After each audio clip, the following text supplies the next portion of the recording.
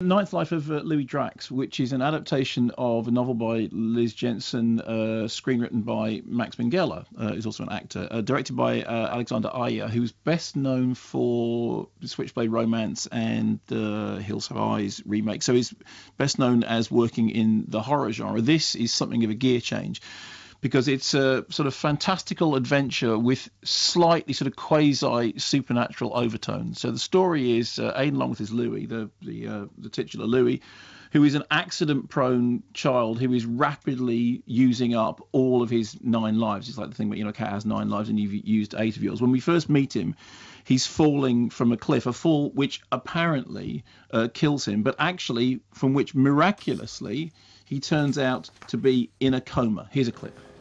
Mrs. Drax? Yes? I'm Dr. Pascal. I'm a specialist in pediatric coma. I'll be looking after Louis once he's finished his treatment with Dr. Yannick.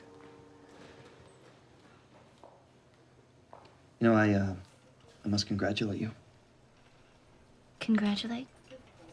No, we're not supposed to use the word miracle in the medical profession, but this might call for an exception. Well, you don't know my son. That's very true. However, I look forward to changing that. That's the voice of Sarah Gadon and Jamie Dornan. So they've loads of. He's got another movie out. He is, yeah. They've just absolutely packed. I think our show is the gateway to such great things. Anyway, so what then happens is that we hear, as the sort of narratorial voice, we hear Louis' voice narrating his story in flashback. We see his violent birth, his multiple brushes with danger and death, his encounters with a psychiatrist played by Oliver Platt, who is enlisted to kind of get inside his mind and find out, whether or not these accidents that keep happening to him are happening because he's self-harming, that somehow he's doing this because he's sort of drawing attention to himself. It's something that he needs. And we also learn of his fraught relationship with his father, who's played by Aaron Paul. Again, a very, very strong supporting cast. Molly Parker is the detective investigating the case, who is suspicious of everything, not least Jamie Dornan's doctor's relationship with Louis' mum. Now, the thing about the film is it's a genuinely odd piece of work. And I like that about it, because I like the fact that I wasn't immediately able to get a handle on exactly tonally where it was going. It has fantastical elements. It has apparitions that appear to be monstrous. There is a very sort of strong flavor of Guillermo del Toro, and the whole sort of fabulous thing about Pan's Labyrinth, in which you have the story that's happening in the world above ground, and you have the story that's happening in the underworld. I stopped myself there from saying the real world and the imagined world, because of course, as Guillermo always says, those two things are actually two sides of the same coin. And you have that fabulist sense going on through the film. You also have, bizarrely, in the kind of thriller narrative that starts to play out as the narrative unfolds, you get hints of, and it sounds like a bizarre comparison, you get hints of William Peter Blatty's Legion, which of course ended up being coming out as the Ninth Configuration, in which there's been stuff recently about the fact that they're trying to construct a director's cut of that for Blu-ray release. Legion, which is a film which is set in a hospital, and which is a story about the sort of transfer of thoughts between people within a hospital. There are sequences in this that seem to me to be directly referring to that. I mean, that may just be me, because as we all know, I obsess about The Exorcist, particularly The Exorcist 3, more than perhaps I should do.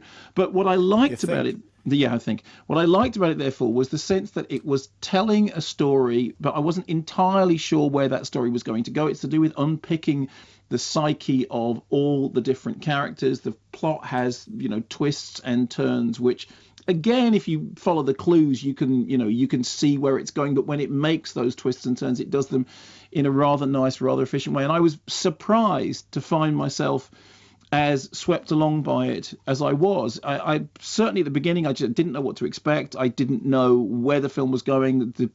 The pre-release material hadn't prepared me for exactly what kind of story it was, and I had certain expectations about Alexandre Ayer, who does of course bring a semi-gothic sensibility to it, but I thought it had that sense of a fabulous story that the more it played out, and despite the fact that there are certain things about the narrative that don't quite aren't perhaps too neat for their own good.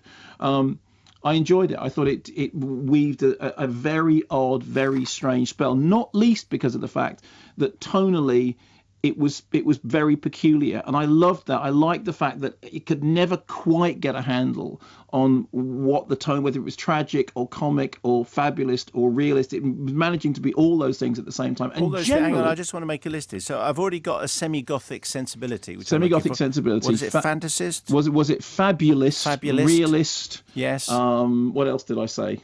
Tinker Tailor Soldier Spy. All of those. Knowing me, Tinky and knowing you. That's right. Yes, Dipsy Wipsy, Tinky. No, what were they called? The Tinky Winky, Dipsy, La, and indeed Poe. Yes, yeah. And the bananas in pajamas who are coming down the stairs. Okay. Great. And so anyway, it's called The Ninth Life of Louis Drax.